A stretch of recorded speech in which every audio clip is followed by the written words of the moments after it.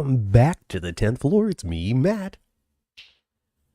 Everybody's cat. And you're here. Climb on out of that waiting room, folks. Put down Chandra's baked goods. Let's get into this elevator. We're going to ascend all the way up to the 10th floor because there are 10 levels of incredible deep drama to dive into this week. There is. Level 1, quitting jobs. You know, just resetting your life in a different direction. Yeah.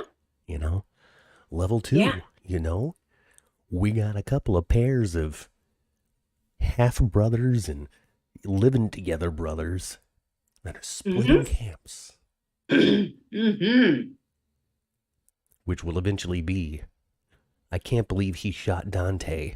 What do you mean he saved my dad? Camps. You know, we got, you know, level 5, we got, or more like level 9, we got breakups. As blonde halves of relationships realize just how deep it means to be involved with the mafia. Yes. And I think that's where we'll start. Get on to the 10th floor, look left, look to the right. People are trying to find out where the drugs are, but that's not what I'm interested in starting off with. I'm looking over at Jocelyn, looking kind of sad. And it's not just us. Let me read these names here real quick before we get into it, okay, Ma? Okay. Chandra's in the elevator with us, of course. Welcome back, Chandra. Yay, Chandra. The void that Chandra leaves when she's not here has now been filled with her presence once again. Kelly, of course, is back with us. Kelly never missing a show, really, now that she's got her internet back. I know. Liz is here. Hi, Liz. Cheryl, we got both moderators. Hello, moderator 1, moderator 2. Don't be messing up in the chat, y'all. Not at all. Your eyeballs on you today. You got 4 pairs of eyes, making sure that you're staying on the straight and narrow. We got Janet is here. Sandy is here. Lola's mama is here. Jeannie is back with us once again. Hello. Hello. Hello. Hi, guys. So, yeah. Hey, look at that. Welcome. Why was I so happy to see Comet return? But where's the lizard? Asks Leanne. Where's the what? Where's the lizard? Oh. Okay, so I want to talk about Jocelyn. Because, you know, there, as always, when it comes to the young people out there in General Hospital, there's a massive divide out there when it comes to reaction to the stories that she's in. Plenty of people are like, what is this nonsense? Other people are like, why do we even care about this nonsense? And then I fall in that area, right in between, where I'm like, this nonsense makes perfect sense, everybody. I think Jocelyn was only trying to see what she wanted to see before. She definitely was looking at everything with rose-colored glasses. She, Yes, up to this point in time, has not been an adult.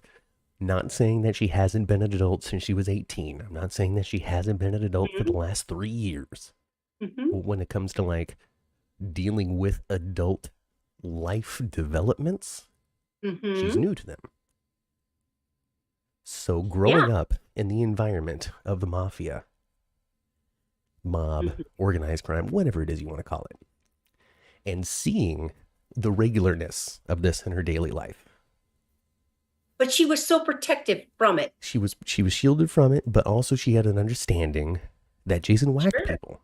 She didn't know who was whacked, and she was never old enough to ever even meet these people. Right. So Jason whacks, you know, Olivia Jerome, which he didn't do, but if he had, she doesn't know who Olivia Jerome is. And the Pine Barrens is full of bones. You know, and so it was such a regular part of her life, and also separated from her life, that there was that disconnect of what it really meant. Especially with the relationship that she saw her mother have with Jason and Sonny, who were mobsters. Yes. And that came out in the conversation that they had. How could you constantly forgive Jason for these things? Yeah. So this is really the first time that Jocelyn has truly been confronted with what it means to work in organized crime and to love somebody who must be put in these positions because of the job. This is something that Carly understands and was trying to explain to her.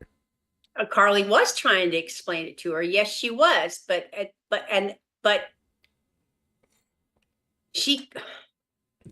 Carly must have known that wasn't the best advice, though. I mean, the best advice for your daughter would be separate yourself. Don't get involved with another man like that. Let this be in your past. If you do, Like, yeah, okay. But Carly, to me, her answer was more like, I understand. But what did you expect, babe? Well, I mean, that's kind of, why I find a lot of realism in this whole thing, because I think it makes sense that Jocelyn is now, for the first time, truly being confronted with this in a real way and having to form an opinion, a real adult informed opinion about it going forward. Carly has already made her choice when it comes to dealing with people who do these things, and she has for the last 20 years. So and there's been occasions on the show where Carly tried to step away, and I'm not going to be involved with anybody in the mob. Blah blah blah. She just keeps getting roped back in, because what Carly in these show. situations is prioritizing, which she was explaining to Jocelyn, wasn't the choices that he makes because of the job that he has, but the reason why he's still in town to begin with, which is you, my darling. So it was just so quality in there. There was so much quality content in my heart for that interaction between Jocelyn and Carly. And then, of course, Jocelyn and Dex and the breakup, Friday through Monday, because Nina doesn't know how to not just stab people. I tell you, even when her heart is pure, which occasionally it has been, she always does a funky U-turn. She just can't help herself. It's not, yes, but I'm trying to phrase this in a way that doesn't diminish what you said, because what you said is absolutely fact. But she doesn't do this without some sort of provocation, even if it's minor in the grand scheme of things. Even if it's minor, even if somebody said some kind of B-wordy, Well, as long as if you disagree with her at all, or you don't jump on the bandwagon of forgiveness, she's going to turn it around and do something stupid. Yes. What I would like to see is this element of Nina come out with other characters. And I'm not saying because I like it and all that kind of stuff. I just think it would better inform this part of her personality, because she does sting. And it is based off of, the basic thing of, somebody disagreeing with her, but they disagree with her in such a disgusting, rude tone. It's not just like, oh, Nina, I'm very busy today. If we could have this conversation, another time, that would be very helpful, and just constantly just blow her off and blow her off and blow her off. That would be different than, run out of backs to stab today, Nina, like it's provoking language, Yes. That doesn't make Nina 100% right about how she responds to it, but it's responding to something. So it's just good. It's good to me. I like it. I like how the writers have these new writers. I'm going to praise for the next year, probably. Finding the balance of praising the new writers without making it sound like I hated the old regime is going to be difficult, because the last years happened. The stories took place. They're fact. They're reality. They happened. We can't ignore it. Now, the old regime of writing, the only real problem I had with them was just pacing. Yeah. It wasn't the stories itself. It was the pacing, 100% the pacing. It wasn't the stories. Pacing was just too much. Yeah. It took way too long to do stuff. Yeah, and I would totally agree with you. I don't necessarily think the content was particularly bad. It wasn't diverse in creativity, but it wasn't necessarily bad, in my opinion. But there is a definite difference in the experience of watching the show now versus just a couple of weeks ago. Mhm. And it's through the quality of these conversations and these writers having I guess, a better idea of what they want to do with these characters. And Mhm. since they have a better idea, they can really lean into personality types and idiosyncrasies and flaws Yeah. that didn't necessarily have, the Uh-huh. spotlight on it before. I know I'm getting super granular when it comes to my nerdy analysis, but I don't know. It's fun for me. It's good to watch. It's good to watch. Mm-hmm.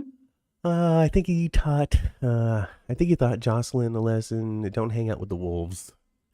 Well, there you go, Kaiwan. Right? Uh, Right? uh, But I don't think that Jocelyn and Dex are done.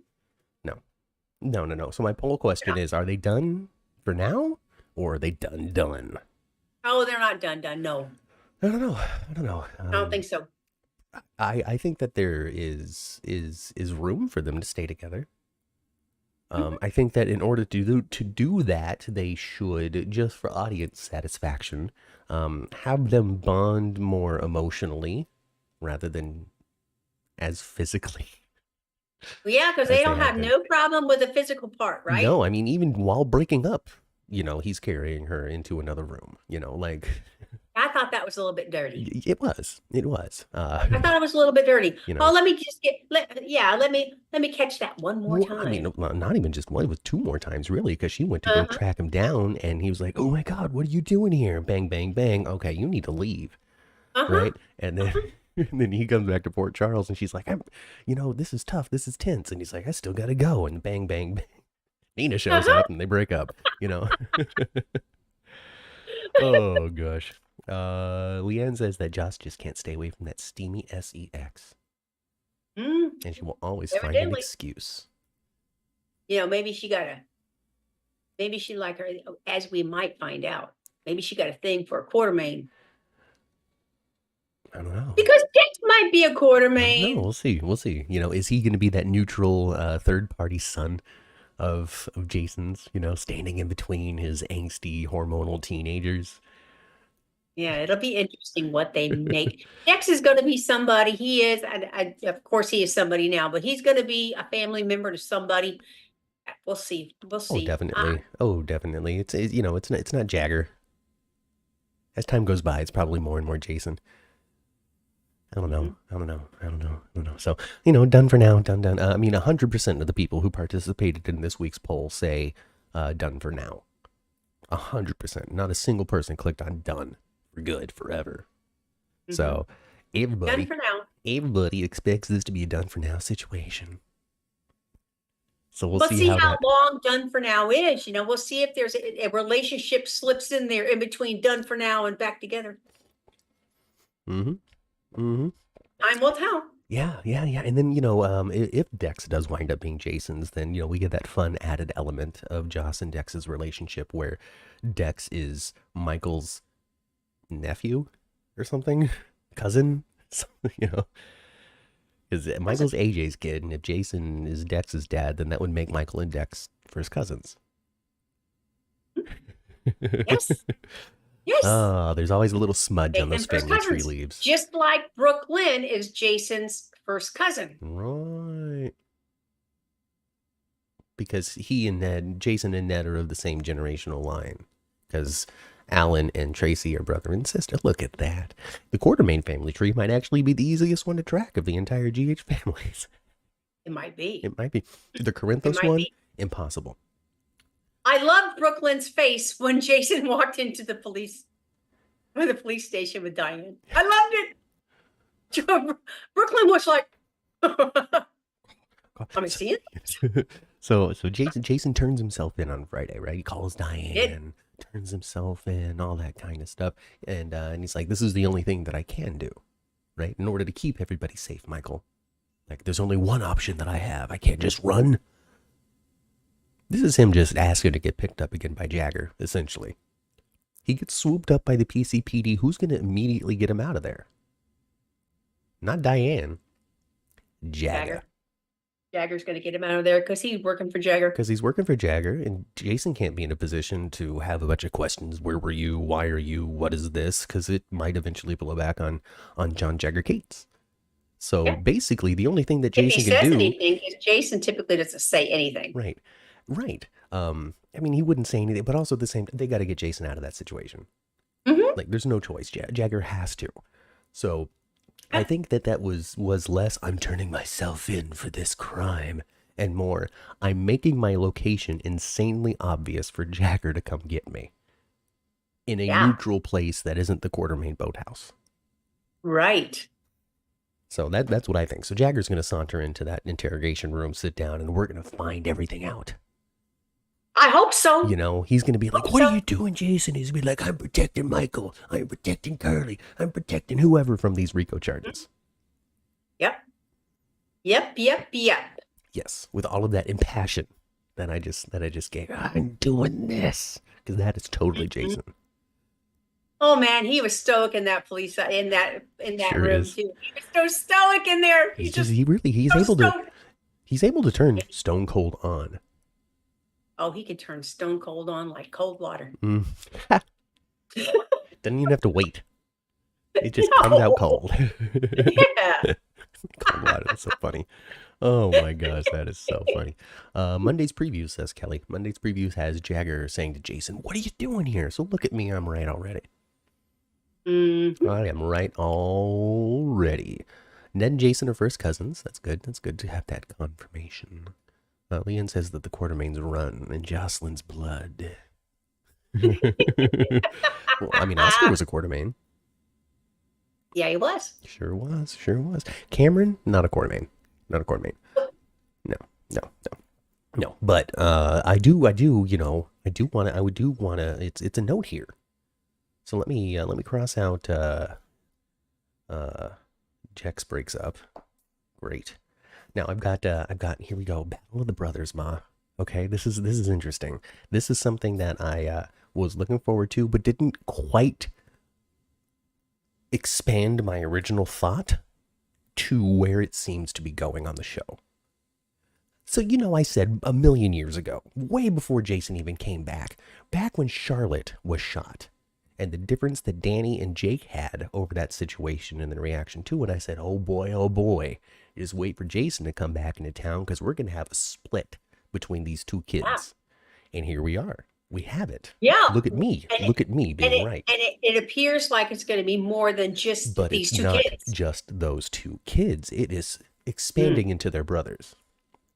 Yep. Jake and Aiden, of course, are brothers. Danny and Rocket, no. But they have been being raised together in a house, co-parented by Sam and Dante for the last couple of years.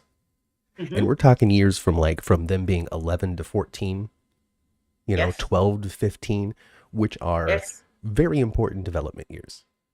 They are. So Dante means a lot to Danny. And of course means everything to Dante's frickin' son. So these two camps are forming in the teens, and I'm here for it. Yeah. When Aiden showed up to talk to Elizabeth, I was like, what are we doing? What is this? That kid looks different. Like already, didn't he already shoot up 6 inches since the last time we saw him? Yes. That kid's enormous. Yes. Like him and Hudson are about the same size now. I mean, good. Because, it sells that brother thing. Elizabeth is just a petite, diminutive woman, but it's not like her bloodline is of a bunch of small people. No. This is just a case of hiring an actress that was tiny. But, MacGyver is not a little man. And in person, he's really tiny, you guys. And even then, so MacGyver, Richard Dean Anderson, he's not a little guy, I'm not going to say he's 6'2", 250 or anything, but he's not, he wasn't the size of Billy Warlock. No, I think he was like an average stature, maybe somewhere between 5'10" and 6 foot. Yeah, something like that. I think he's an average stature, reasonably built. He wasn't, he wasn't skinny, but he also wasn't, a big bodybuilder or anything. He was a fit, athletic looking guy. Mm-hmm. And then we had And so that's who her father is, right? Because that's who the actor was. Yes. To me, yes. Not that goofball they showed up for The a new guy, couple scenes. that's not No. the face of Jeff Weber yet. It's still Richard Dean Anderson.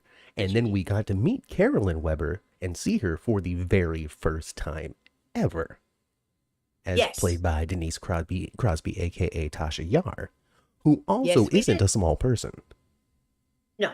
And I'm not saying, oh, wow, she's wrote. That's not what I'm saying. I'm saying that when it comes to height and build and all that kind of stuff, she played the Right. security officer on Star Trek for a reason. Very broad-shouldered woman, too. She looks like she'd be able to tackle you.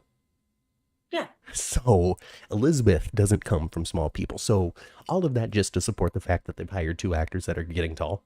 And honestly, they don't.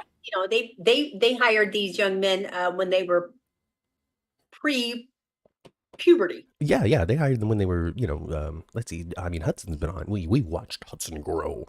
Hudson was he opened the Chimera. Yeah, he was like 9. Yeah, he'd been on a long time. Like when Jake was resurrected, it was Hudson West. Yeah, pretty much. Yes, when Jake found out when we found out that Jake wasn't really dead.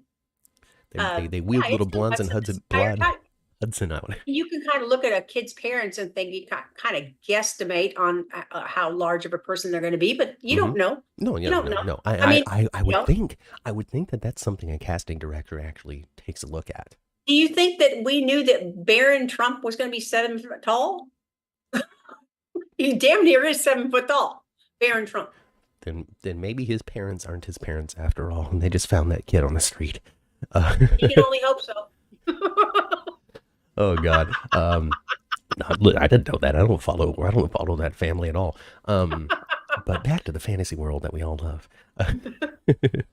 I would hope that I don't know if hope is the right word, but I would think that a casting director would also want to meet the parents of a young actor just to have an idea of where the kid may be going, And I think with laws and whatnot on child actors, I mean, do they really have a choice but to meet the parents? Well, yes. No, but also at the same I don't know, because do parents need to be there at the studio, or are the parents just overlooking the contract that's being signed? I need to watch that Nickelodeon documentary and get a little insight as to how involved parents truly are. Well, if you do, prepare to be a little sad. I mean, it's on the list. It's on the watch list. But we just haven't clicked on it yet. So we'll see. We'll see. So yeah, 2 giant kids. Aiden just shot up right into the sky, and we'll have to continue to see how this kid develops how the character develops and how the actor does. Let me make sure nobody misunderstands what I meant with that. Because I've already reached out to his people, and there's an opening there for young little, Enzo to hop onto the podcast with us. But I wanted to, have something really meaty to be able to sink our teeth into in the conversation. And so hopefully we're going in that direction when it comes to this stuff. Hope so. So I don't know. We'll see. So I'm looking forward to that, crossing that off the list. Yeah, but you're right. There's going to be 2 camps for sure. There's going to be a camp of pissed off at Jason. There's going to be a camp of why you pissed off at Jason. Yeah, and so, I mean, I was just talking about the kids there, but of course the whole cast, essentially everybody associated with Jason is finding their way onto one side or the other. What was it? Elizabeth was, I think Elizabeth is probably on the most on the fence about it of anybody. Yeah. Just she really wants to believe that Jason didn't shoot Dante, but she's not convinced that he didn't. Right. And I think that was that conversation that she had with Jagger in the hospital. So I think it was pretty brief, really. But she, She kind of made it seem like I understand that this is what his accusation was. There's no real reason for me to not believe it happened other than my hope that he didn't. It's like I can see both, but also, that supports, kind of Elizabeth's opinion about Jason, because she fully thought that he shot Franco for a long time just because Gladys said so. Yeah. So thinking that Jason is willing and able to do these things isn't new for Elizabeth. No. Look at them. Look at these people just reaching even into like recent history to inform characters' reactions to stuff. You just love to see the consistency. Chandra says, I think the new writers are really trying to establish that history. Aiden just physically came back on the scene. He's the second or third actor to blame. So yeah, so purposeful casting when it comes to maybe the ultimate hype of these actors one day. I don't know. It's wild. It's wild. Let Aiden go work at Eckert's. Oh, is that a bakery? Eckert's Bakery? Yes, Eckert's Bakery. Yeah. Yes, Eckert's Bakery is still. In fact, they mentioned it in the past 30 days or so. They've mentioned it. Yeah, They it have brought sounded something. familiar. I don't remember exactly, but somebody brought something from Eckert's to someone else. Some kind of treat. Yes. Let Aiden go work at Eckert's. Yeah, he should. Blink thinks that they should go work at the Eckert's. Blink is also tired of all the baking references, but that's really the only like character trait that Aiden has at the moment.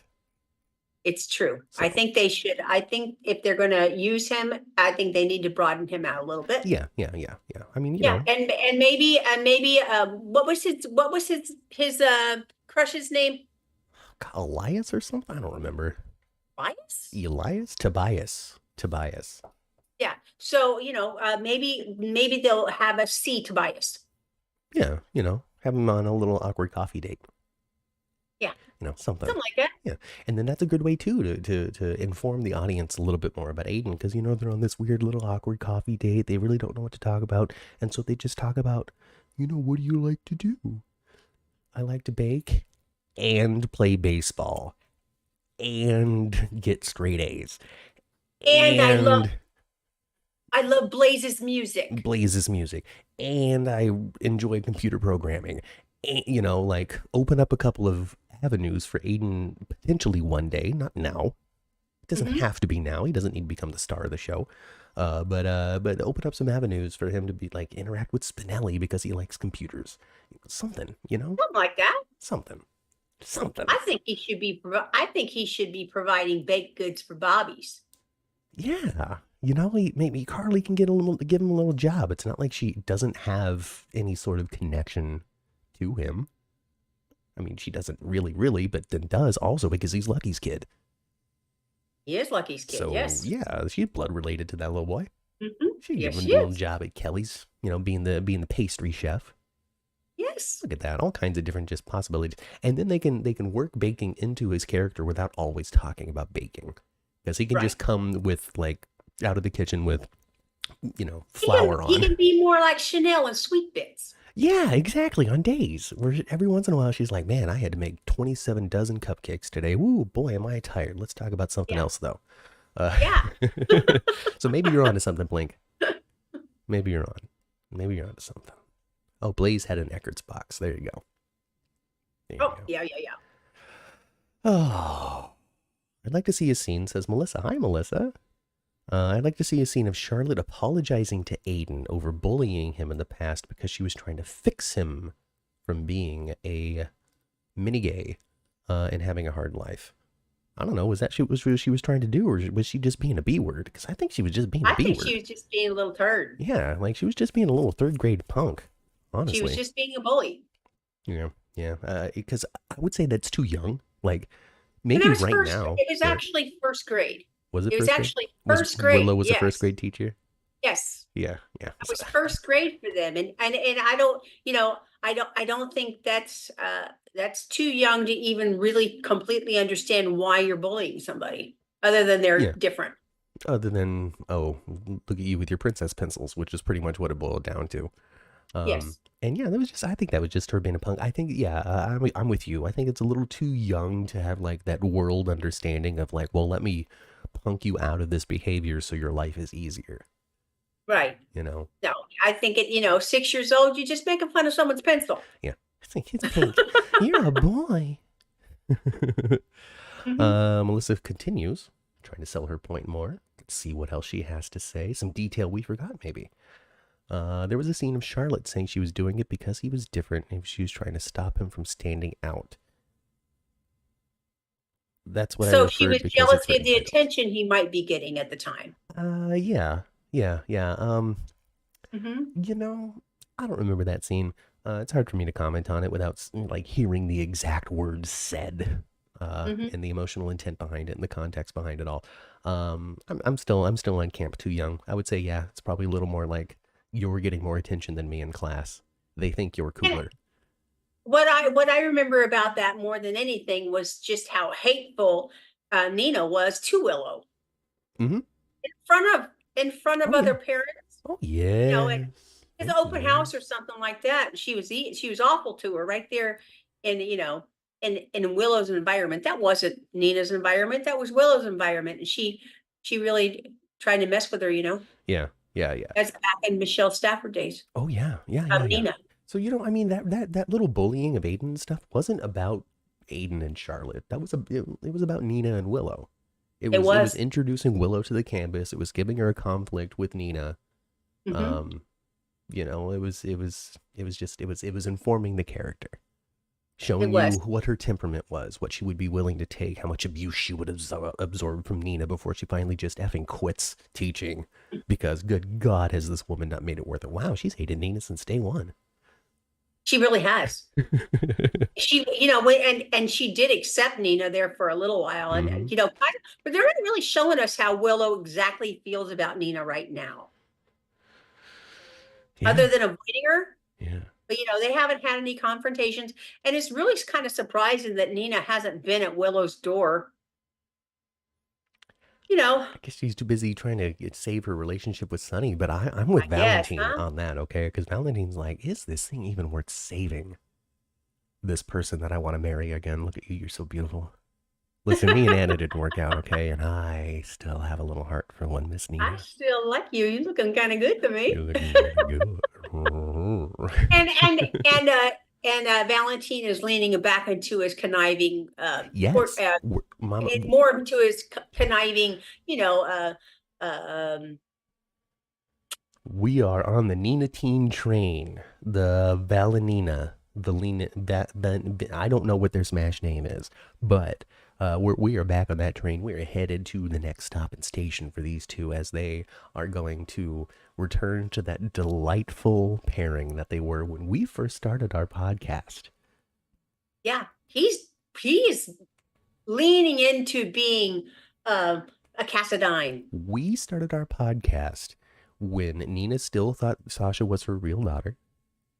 However, Mhm. Nina was with Jax though at the time, so they had already split up with Valentine. Or did she find? No, no, no. She was going to get married to Valentine. Mhm. We watched and podcasted about the big breakdown and break up at the wedding chapel because she found it, and then Yes. Jax took her away, and then that started Mhm. their little Mhm. thing. But we're getting back to it. We're getting back to no good team of Nina and Valentine. And I'm here for it. I love Valentine. I love Nina. Always have. Even Michelle Stafford. We just I'm here for it, and I'm sure Cynthia Watros is very excited. I'm She's sure she is great. too. She is such a gem. If you talk to her, she's gonna say what she is doing is the most fun thing that she's ever had, and she would love to play it until she retires, and her and this, that, and the other thing, and these actors, and you're never gonna hear her ever say anything negative about the experience that she's happening on the show. But somewhere deep down inside, she's craving to do something else, something more, something different with Nina. Probably. Because she's been chasing herself the entire time Cynthia Watros has been playing her. Hmm. Just constantly stepping into her own trouble, stepping into Oh her own yeah. trouble, and Oh just yeah. Carly, Boy, if she can, Carly. there'd be one dog pile in the whole yard. That girl will find it and step in it. Yes, yes, yes. Oh, goodness. Making an face of deceptive uncouth. Oh, Melissa, we'll get to it. Oh, gosh. But yeah, Nina, whatever happened to the sale of Cassadine Island? It's gone through. We just haven't had the person move in yet. There's a lot of unanswered questions on General Hospital right now. One of them is, who did buy the island? Somebody did. Well, so here's the thing. We're gonna have to hang a lantern on it for a little while, for the next couple of weeks at least, because then the old writers sold Cassadine Island and didn't tell us who bought it, and the new writers are starting with a sold Cassadine Island and no buyer. Well, they could fix it and go right back to what it was and have Nicholas be the buyer. Very easily. Super easily. Very easily. So super easily. And that's probably what's going to happen. Don't think we're never going to see Adam Huss again. We're probably going to see Adam Huss before you realize it. I hope so. I mean, hopefully. So. That would be wonderful. And if he does show up in the next couple of weeks, you can say that I told you, that I was always in the know, that I knew. When I didn't really. I hope we see him again. I like it. It's Adam not Cassadine Island. Yeah, blah, blah, Spoon Island. Blah, blah, blah. You know what we're talking about, Blake, okay? If you're expecting 100% accuracy from the 10th floor, go to a different hospital. Okay? No, our catchphrase is, we have a lot come here for the news. Don't know nothing. Don't come here for the news. Do not come here for the news. And we don't make fun of things, we make them fun. Right. We sure do. We sure do. Like the changing face of deception. Today's cover art. We have Sasha explaining, what the F is it that you want from me, photographer? And we've got Lucy standing in behind going. That was lame. All of it was lame. Okay. If you're going to have, you have a photo shoot, you'd have this big photo shoot. There was no conversation before the photo shoot of what they were looking for. Come on. They knew what they were looking for, but they didn't tell, apparently they didn't tell Deception the outfit, the theme, the style of the photo shoot. No, I guess not, huh? Yeah. So then we need somebody edgier. We need somebody not so pleasant. Because she's Maybelline. She's a Maybelline type of model. She is. She's a beautiful cover girl, isn't she? Oh, very much so, but that carries, beautiful cover girl. And it, no edge, no spunk, no spark, no sex. I guess that they wanted. And to Sasha's credit, she's like, you know what? I never even really wanted to be a model, and I don't want to be that kind of model, that's for sure. Well, they ought to stick Lucy in there, because Lucy would do it in the hallway behind a hay bale. And then try to salvage her relationship with her boyfriend with hay in her hair. She ain't got no scruples. Put her up there. She can look mean. And so basically this week they've lost both faces of deception. Because Cody was like, sue me. What do I got? I work at your house, Tracy. Sue me. I loved it. And then Sasha goes over to the Taj Mahal horse barn, and she tells him the same thing. Well, I didn't quit town. Yeah. And then they're going, well, what do we do now? Skip town? And then, that would suck. But, we're in a new precipice here for Sasha and Cody. I like Sasha and Cody. They're not on the edge of your seat viewing. No, they're not. No, but they're a good way to round out the ensemble. They are. You need a fun, experience that isn't just heavy. And that's what they provide. We need to see Sasha win. Yeah, especially recently. Yeah, so we need to see Sasha win. So I loved, I love Tracy going out there. To the stables? Out there to the stable. I love little James telling her. You're mean. You're mean and you're a bad boss. My grandpa Max says that a boss is willing to sweep. Okay, so. It was adorable. It really was. It was adorable. And I love that Cody he's been worried about Cody, and I love the fact that Cody's been letting them come out there, just hanging out, and I can't wait for everybody to find out that Cody, Scorpio. Oh yeah, it's gonna be great. And I've been your real uncle all along. Right, and then it's gonna be like, I don't know, what I don't want to see is this news come out and have a couple of it's a soap, so it'll probably happen this way. But have people be angry with him. How could you not tell us? How could you keep this secret? What I want is everybody to go, oh, this makes sense. Well, they should be mad at him for what fueled his decision for the deception in the first place. Which was the necklace. He wanted the necklace. Agreed. Yeah.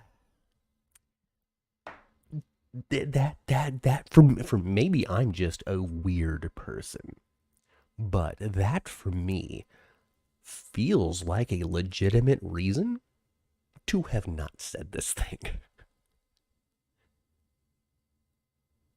Well, it's a legitimate reason. If it was let this person know that he's my dad, after all of this time of never knowing who he is and having no connection to him, his life, his family, his needs, his wants, in any way, shape, or form other than the stories I heard about the great Mac Scorpio.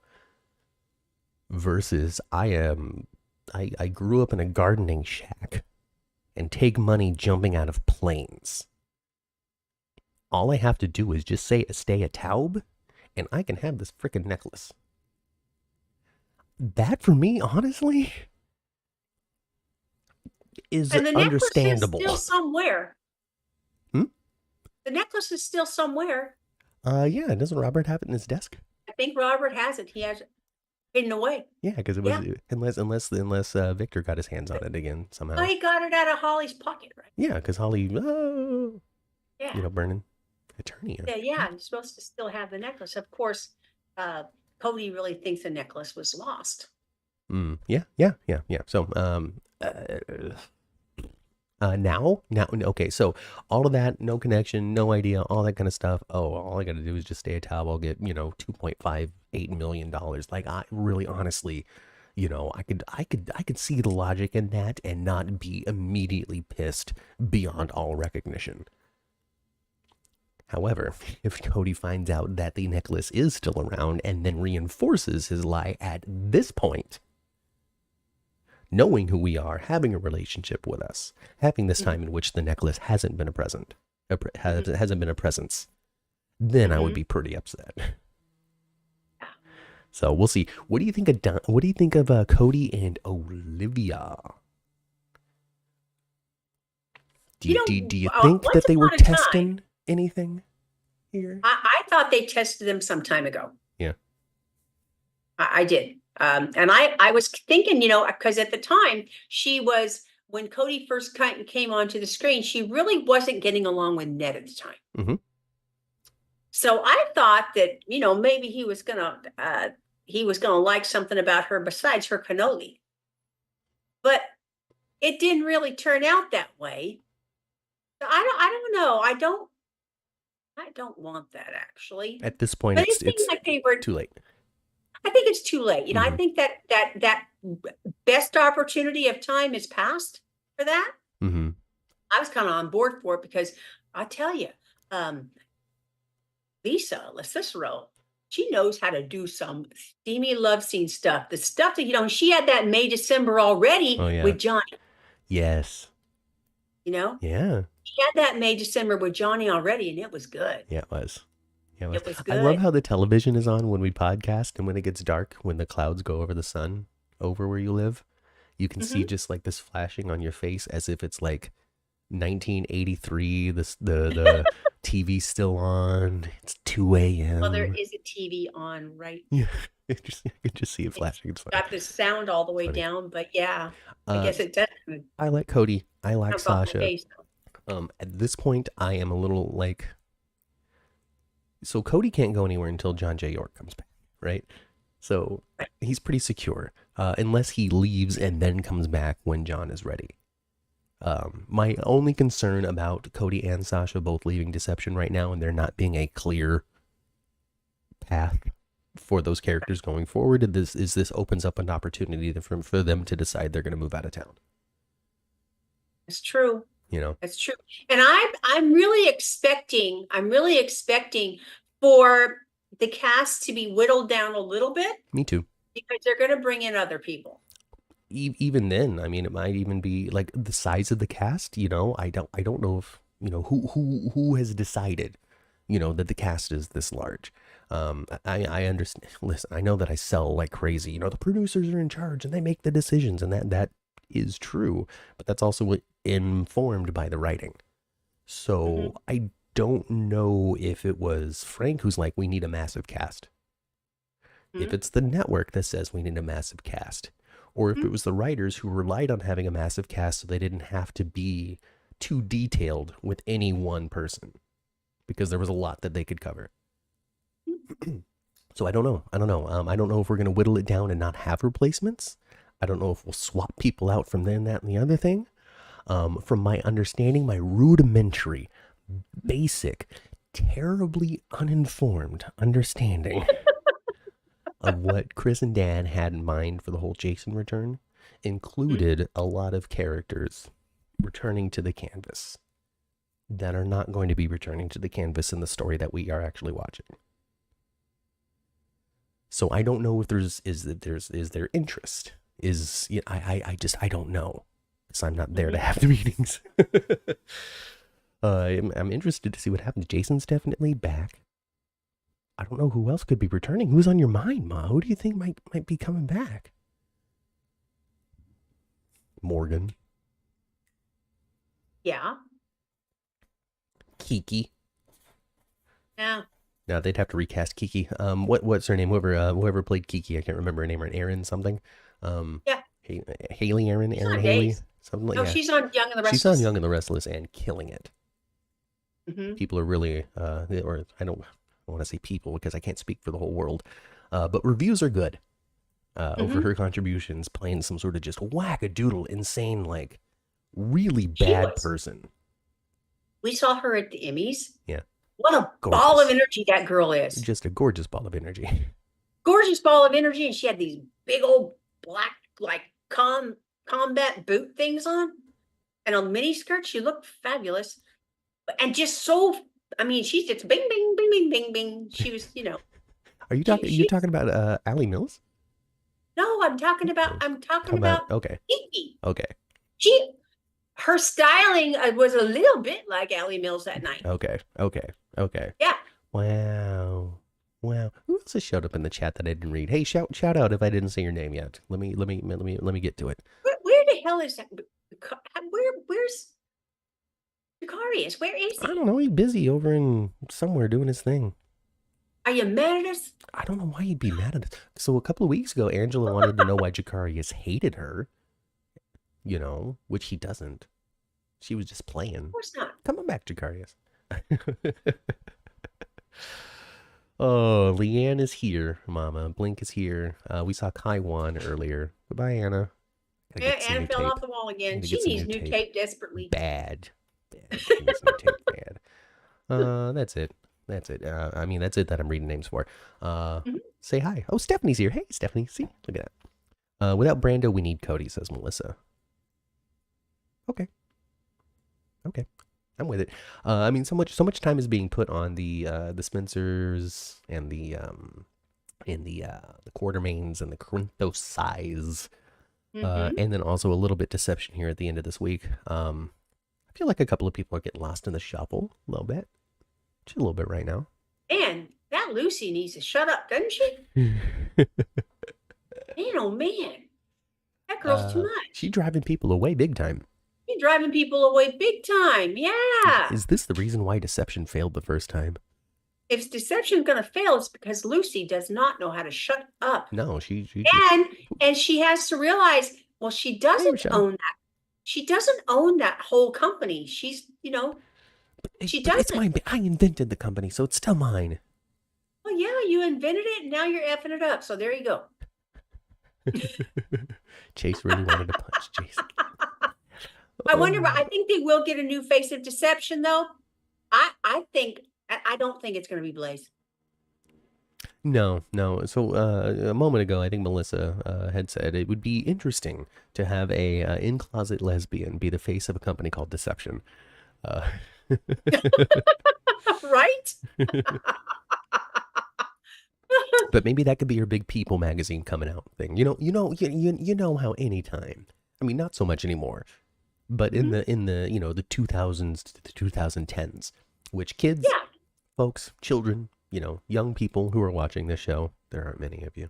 Hey, thanks for the contribution to the Super Chat, Leanne. Don't let her do it alone, folks. If you want to contribute to the show, you may do so. It's not required, but I sure love it. Anyway, oh no, I was thrown off my train of thought. Oh well. Let's talk about Brooklyn putting John Jagger Cates in his place. I loved it. Oh my gosh. Whenever they give her some fiery dialogue, she's so good at it. She I is. love it. She is. Amanda's good at it, huh? Yeah, she was totally right too. Just like Yes, she was. Yes, no, she was. And what the was gist of Jagger it was thinking like he no was doing? mom present, no lawyer. Before Brooklyn got up in his grill telling him off, I was thinking, what are you doing? That's a child. He's a minor. What are you doing? What are you doing? Somebody needs a mama bear. I loved it because Brooklyn is just a little tiny Tracy. She really is. She really is. She's like a little tiny Tracy with just a little bit more a heart that didn't need to be trained.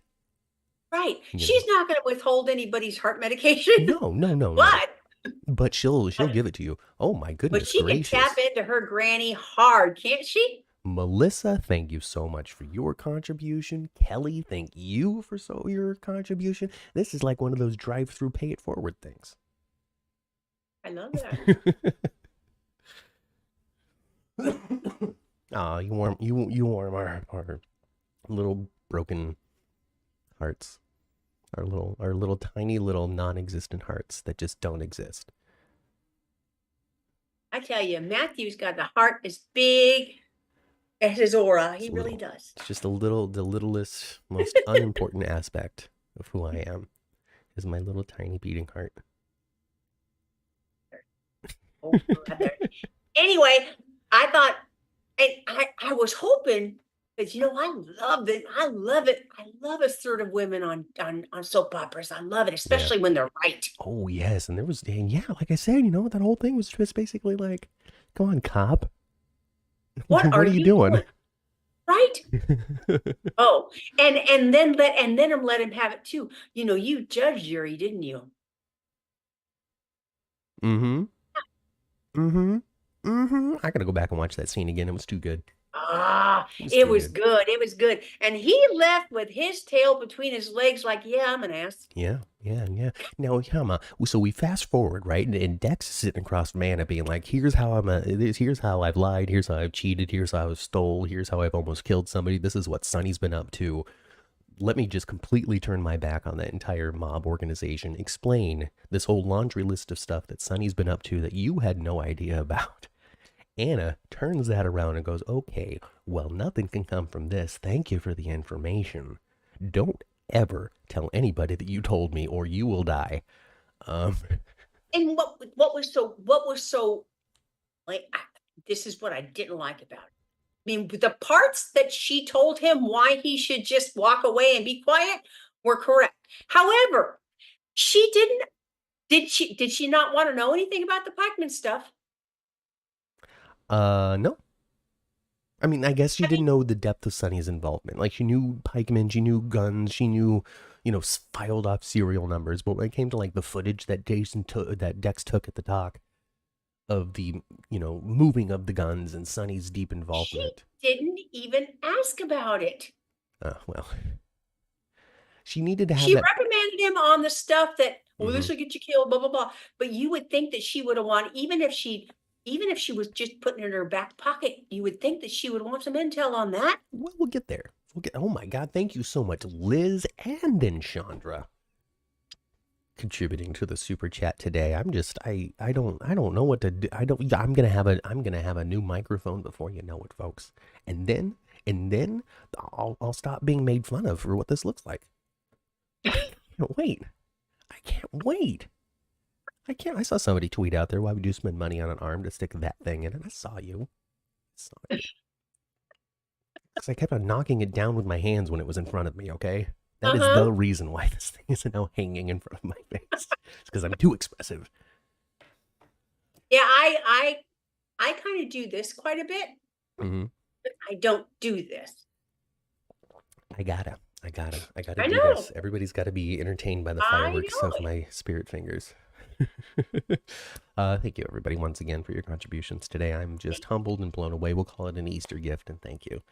Oh gosh. But yeah, I did like that scene with Brooklyn. That girl can bring some fire. I loved it. Loved it. Yes. Now, the only thing would have made it better. The only thing that would have made it better is if Tracy came at the very end and they kicked his butt out, out together. That would have been funny. Or if right after he left, Tracy came around the corner telling her how proud she was of her. I heard all of it. I would have even taken. We'll have Monica. You know how they used to have those. And they probably still do those chairs that you can ride upstairs. Because Yes. you don't walk upstairs anymore. So what we have is BLQ doing all this stuff, and then you hear as Monica descends the stairs to just look proudly. Get out of my house. This is my house. Alan gave it to you, Timmy, and get out. Get out. Oh boy. Oh gosh, that would be super fun. Kelly says that now that we're loaded with money, we can pay guests to be on the podcast. You know what, Kelly? Thank you. You're right. The $20 that we made today is going to make all the difference.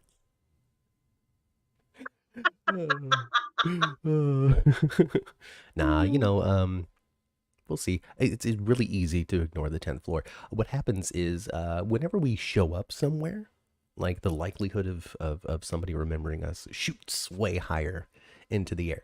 But in those middle times where I'm just sending like an Instagram message, it's really easy for these people to ignore us. It is. So. It is, and it's extra easy for them to ignore us too, as long as Coastal keeps on giving them money. I mean, yeah, I guess. But, that's also an assumption. it's not like I've ever had a conversation with one of the actors who does those Zooms that Kelly loves so much. If they're charging money for the Zoom, well, then you would think they'd be sending absolutely on to. What I'm saying is I don't know how much that diminishes their interest in doing things outside of that.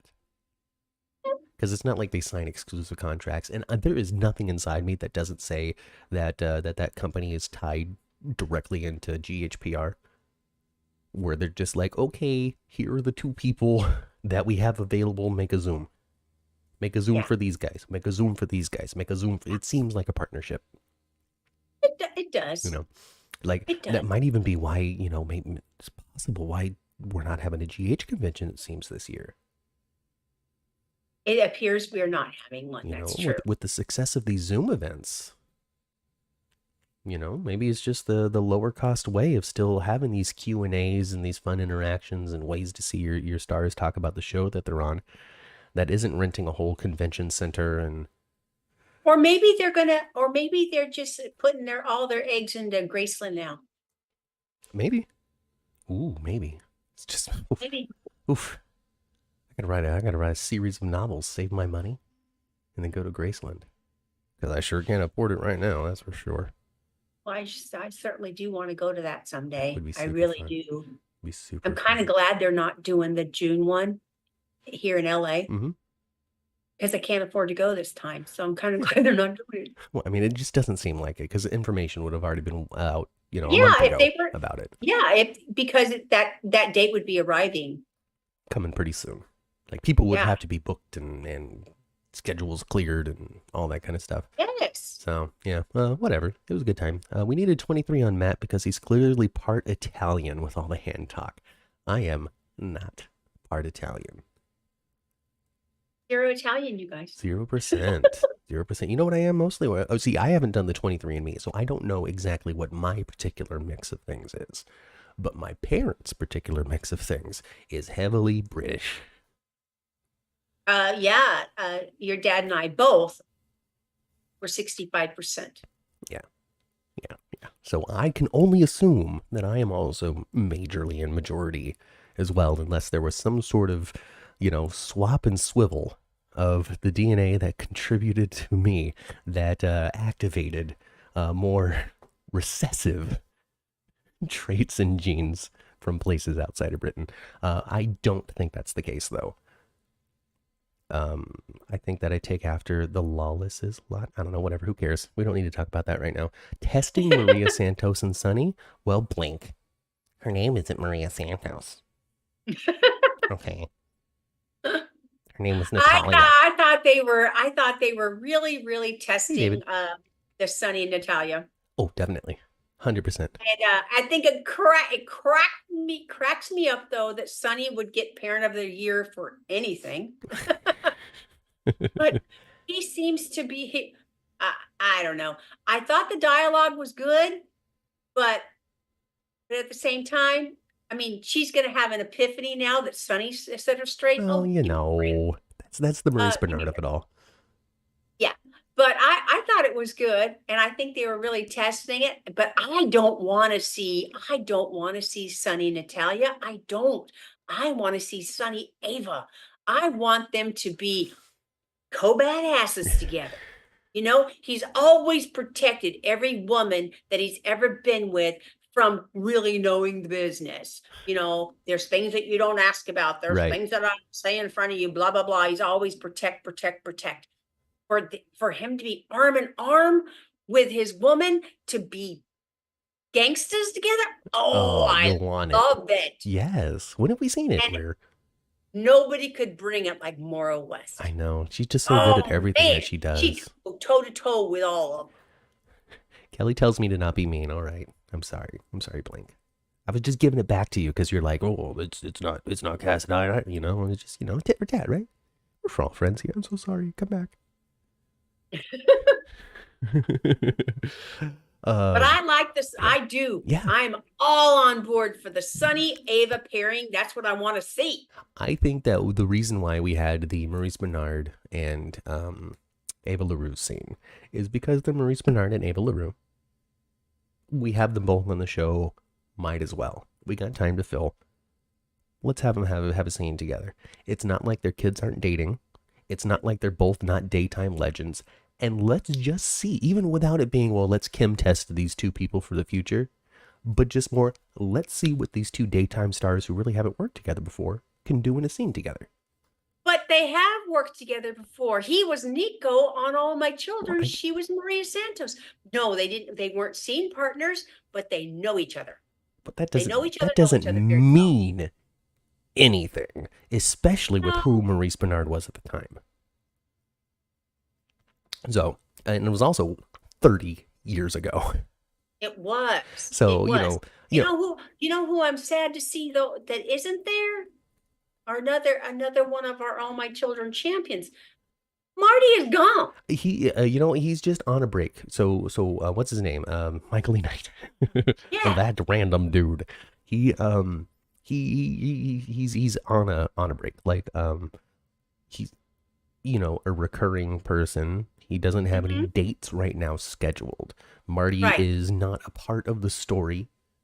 It's not like they just haven't been using him. Like it's on purpose. Because Michael E. Knight, he's chilling. He's doing something. I don't know what it is. He's probably got something else going on, huh? I have no idea what it is. But from my understanding, he's doing something else right now. Well, I hope he comes back because I really enjoy Marty. I really, really enjoy Marty. I think he's a necessary part of the Laura and Cyrus dynamic. I think so too. You know what I saw a recipe for this week, Matt? Huh. I saw a recipe for hummingbird loaf cake. Oh. Kind of like a banana bread. Okay. But it's hummingbird loaf. Hummingbird loaf. Interesting. Yeah. Interesting. I might make that. You might have to make that and let me know how it goes. And then send me the recipe if it's great and I'll make it here.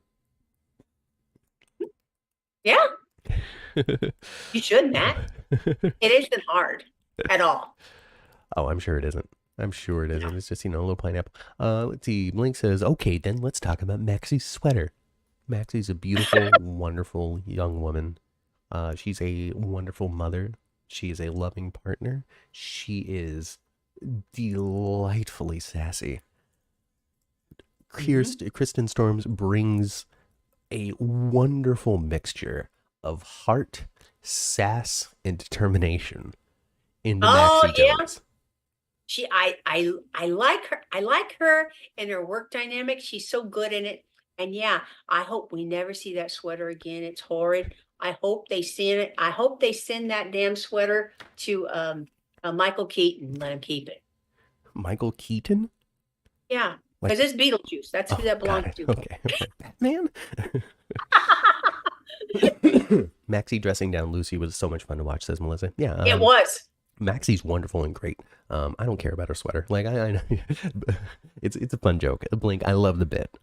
We can talk about her sweater until the podcast is no longer being able to be hosted on a server because the world is ending. Well, Super fun. Me personally, what? they could dress her in a paper bag, and I'm still going to watch Maxie. Me too. Me too. But that sweater is so hideous it can't get a buy. But I noticed Kirsten Storms this week. She's looking healthy. Yeah, maybe whatever medication run she's had to be on is being adjusted or coming to the end of. She just looked better. She just looked healthier. It would be, like on one hand, it would be super awesome to have like regular updates about what these people are going through in their daily life, so we can better relate to them as human beings and probably be more sympathetic in how we refer to them on the internet. But also at the same time, they also deserve privacy. It's none of our business. It's none of our business. Absolutely none of our business. Oh my gosh. People will be curious. But yeah, of course. People are curious. Yeah. But yeah, I loved her. Loved her. Yeah. Man, I really like Maxie and Brooklyn hanging out. It's like kind of like gives me like a Lulu Maxie vibe. Well, when we don't have a Lulu, let's just bring in a Brooklyn. And with all their history with Bailey Lou, it really solidifies it. It does solidify it, and it's very few and far between. But anytime that Bailey is mentioned in conversation between the two of them, my heart just kind of swells. Oh, Bailey Lou's going to show up someday, you guys. She's going to have some Georgie Spinelli lip. By the time they show her again, that's how old she's going to be. The next time we see her, she's going to be one of those toddlers that can't stand up. Like how there's some toddlers that no matter what, every 4 steps there's. That's the Bailey Lou I see in my mind. But if they're going to age up Bailey, they got to age up James. Yeah, they would. I guess it depends on what they have going on, because if they age up James, the next logical age for him to be would be like 12. Yep. But that's a little too young to be involved with what the other kids are going through right now, which still leaves him in this weird pocket. So we can't age up Bailey because we have to leave James the age he is if they intend on continuing to use the character. Leave her in the daycare center for another couple years then, huh? You mean Wheezy Faison? That is exactly what I mean. Wheezy Faison, yes. Wheezy Faison, but that's only when she's being bad, Like if like when she's getting ready for prom, she's Bailey Lou. Oh, Bailey Lou's going to prom. But when she breaks prom curfew, Wheezy Louise. Wheezy Faison, if you don't get your little butt back in this house right now. I really hope that the writers have paid attention to that fun nickname that have come up. Because if she were to go by Wheezy, oh my god. Wheezy Faison. It was so it's super funny. I don't know who coined that. Was it Melissa? I don't know. I love it. Oh, goodness gracious. I hated Maxie until she grew up and is the way she is now. Well, there you go. Blink. Well, yeah, back in the day when Maxie was, messing with Lucky and stuff and keeping him a dope head. Yeah. Feeding him drugs where he would still want to be with her and thinking pregnancies. Oh, well, yeah. She's grown up a lot. These are all bad things. Like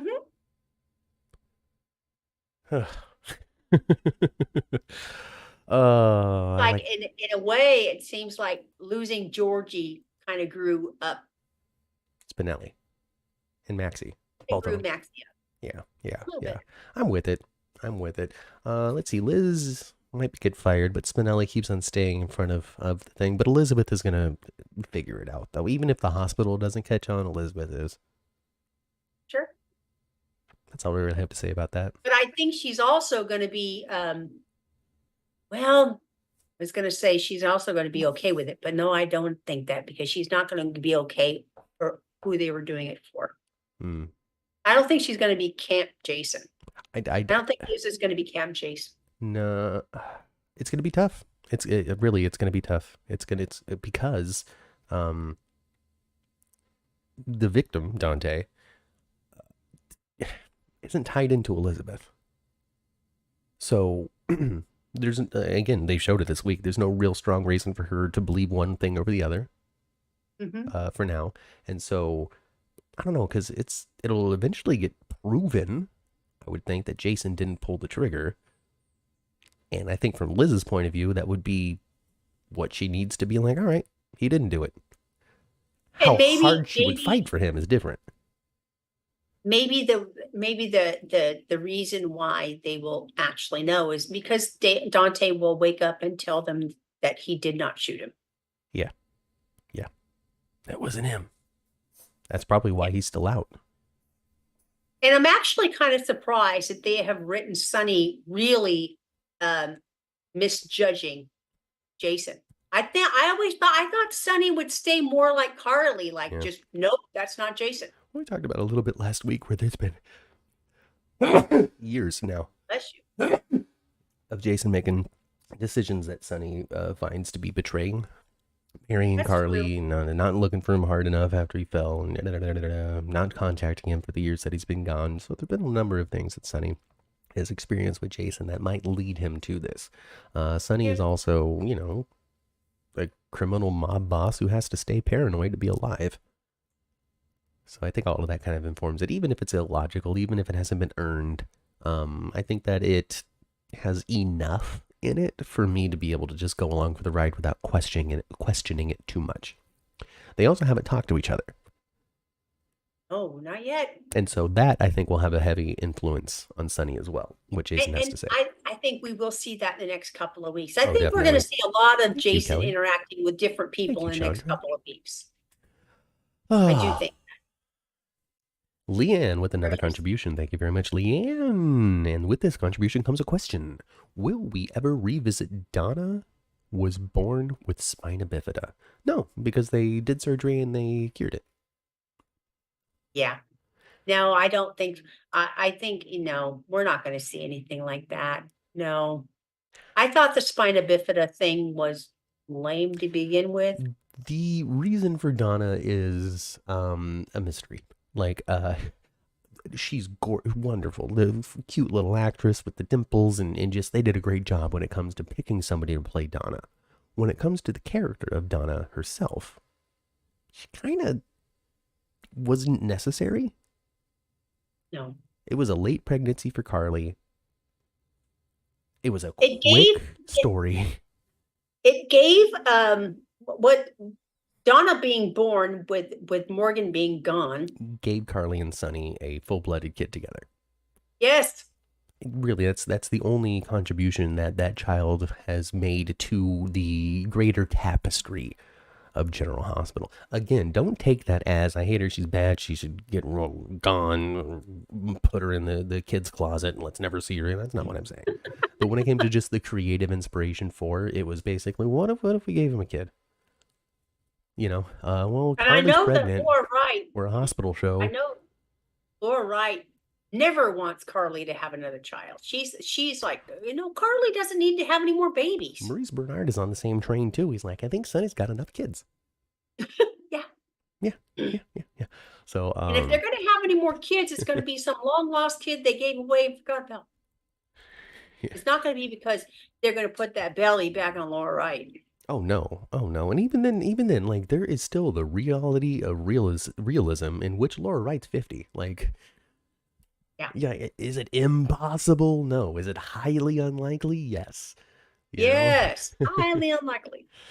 They created Donna as an homage to the GH makeup artist that passed away. They named Donna after the GH makeup artist that passed away. The reason for Donna isn't because they wanted to name a character after somebody that passed away. That I don't now, know. listen, again, I'm not back there having these meetings, and Kelly watches way more Zooms than I do. However, that just doesn't logically track for me. We lost a makeup artist. Well, what if we make Carly pregnant? We'll call the kid Donna as a way to honor her. That's a leap Yeah. for me. For me, at least. Yeah. For me. But don't come Yeah. here for the news, folks. Kelly's Mm-mm. probably right, as always. The only other note that I have is Marshall on his path to forgiveness equals goodbye.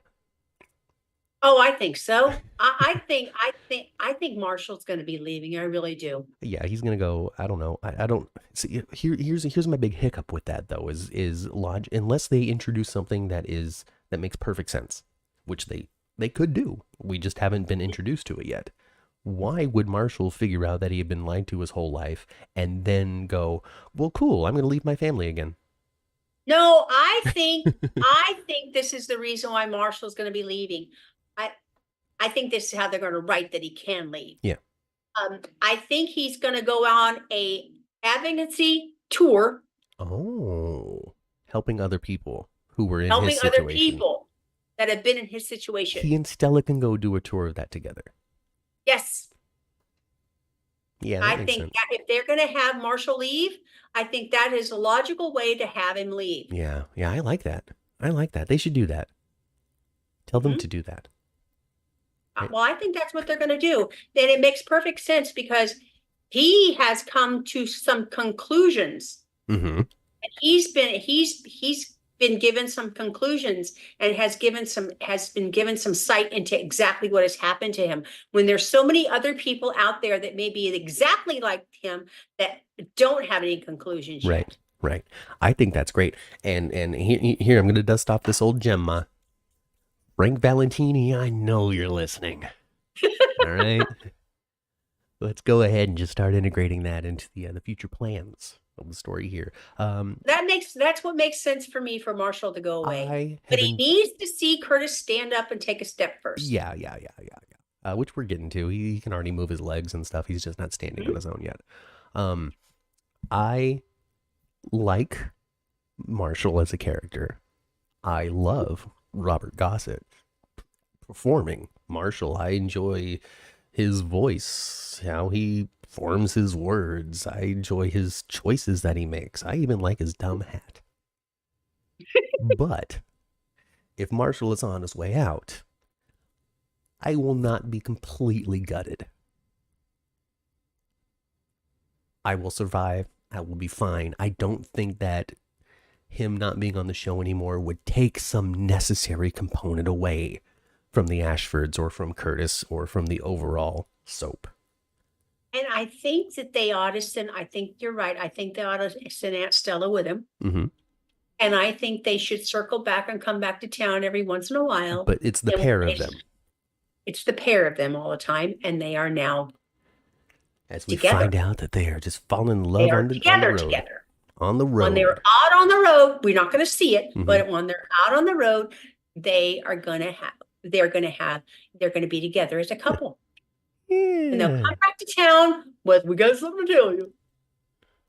Yeah. What's up with Selena and telling Curtis that? Telling Curtis what? What did Selena tell Curtis? Huh. I don't remember. I don't know. I don't remember either. Anyway, that was all my notes. That's all I got. I mean, there's still ALS, Gregory's still hobbling. We still have Chase in Brooklyn, bonding and having good, fun conversations. We've got, Alexis is going to be a lawyer Alexis again. being a lawyer. We've got Drew, figuring things out with Nina and Crimson, the way forward with that. Not much to say about it yet, though, because, we're getting started there. What do you think they're going to do with Drew? I honestly think that I don't want him to have to go into an elevator and just have the door closed. But there's, unless they make him have more layers, write him a new story. There's not a lot for Drew to do now, other than be pissed. Yeah. So, like I said, we're kind of getting started here with that new stuff. So I don't have a whole lot to say about it because I don't, We're just getting to know what it is what's going on in Drew's mind. You know, clearly Right. he's in a middle place. You know, not in story and also as a human. You know, Uh-huh. I can sort of see him kind of reaching, maybe that, no, well, maybe over here, no. You know, even with deception, he's like, you know, I don't want to be attached to a failure, but is this worth any of my effort? Right. He's balancing and measuring things out, and until we have a better idea, or until Drew has a better idea of how he's going to be juggling What is things the in the purpose future, of him trying to lure Nina back to Crimson? I don't know if it's luring or more just like, well, shoot, maybe I should just actually not, maybe I should just try, you know. Yeah. Maybe I shouldn't use this company as a vehicle for strict revenge, and let's just F it. Let's just see if this magazine, it's hard. It's hard. It's hard to podcast about because we're not informed No, we're not. on where Drew's head is at fully. So, Yeah. And I don't know where Cameron Matheson's, where he's at as far as, they have to share him quite a bit with right. Hallmark. Well, the Great American Family, now he signed a big contract with them to do a bunch of movies. So, I don't know. Put Dante in the same facility in room with Lulu. They both wake up. Oh, Cheryl. Everybody wants to. I mean, I can't say everybody, but the passion for Dante and Lulu is still very strong. Oh, sure. Sure. Alexis and Molly's combo was so real and raw. There was a lot of really good stuff. Here's the thing about the show. It's so good that we can't stick it all into the hour to hour and a half. No, it's like very noticeable. It's very with the writer thing, it's very noticeable. With the week, when we talk about everything that happens in the week, we podcast for 2 hours and 15 minutes. It's a little long. It's long. I appreciate everybody sitting here and enjoying it with us the whole time, but holy smokes, it's long. That's a long time. Yeah. Anyway, so that's me. That's me sauntering over to the elevator. So come on with me. Get into this elevator. Let's be done. Okay, let's be done. We need more. Get on the elevator. Smallness. Don't press all the buttons. It'll take us forever to get down. Right? So we're just gonna hit the ground button. Just G with the star next to it. Make sure that little James ain't in the elevator. He would do this to the panel.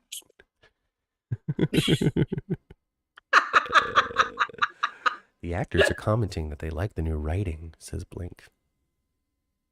That's good. I mean, listen, if I was on that show, we like the new writing, so why wouldn't they? Yeah. Right? This will be the last thing I say. I push in the ground button. We're going down.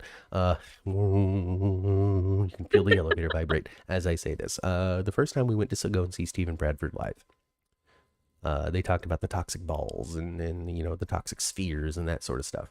And the thing that, and then I don't know, there was a Q&A or something, and somebody had a question for Steve, and his answer was, think about the times in which you think what we're doing is dumb.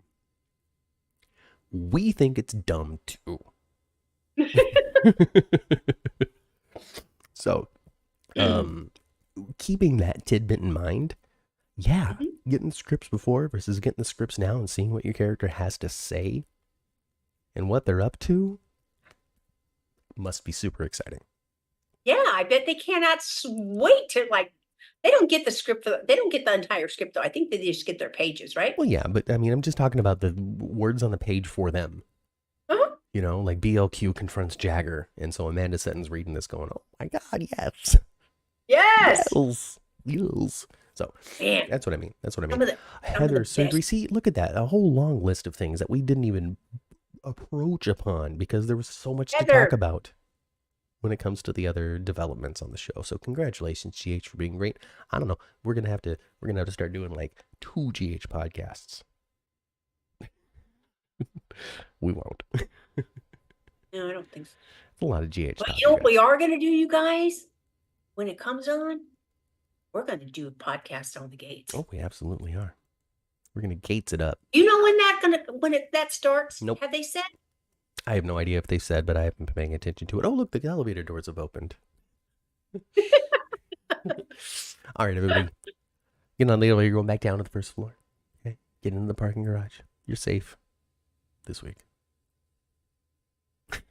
turn your radios to previous episodes of the 10th Floor, which you can find on all of your favorite podcasting platforms. If you can't find it on your favorite podcasting platform, you can reach out to me on Twitter at 10th Floor GH, and I will send you in the right direction. Like the video, subscribe to the channel if you haven't. Join us next week, 9 a.m. live for Days for Dummies, 11 a.m. Pacific time for 10th Floor. And check us out Thursday night as well, 10 p.m. Eastern time, 7 We don't know what we're p.m. going to talk Pacific about yet. Talk about for late night tonight. No show next Sunday, question mark? I think we're going to do it next Sunday. I know it's Easter, but I think we're going to give it a try, right, Matt? You can confirm with me where your heart lies, by like Tuesday or Wednesday. And we can make it official. Okay. So just pay attention to Twitter, and I'll try to do a little post here on YouTube as well for the subscribers to let you know what our plans are for Easter Sunday. Who knows? We'll see. Mm-hmm. Anyway,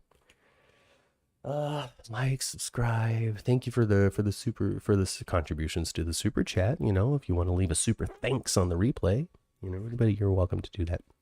So that's it. Go spend some time with your families. I've been Matt. I've been Kat. And we'll catch you next time right here on the 10th Floor. Bye. Bye.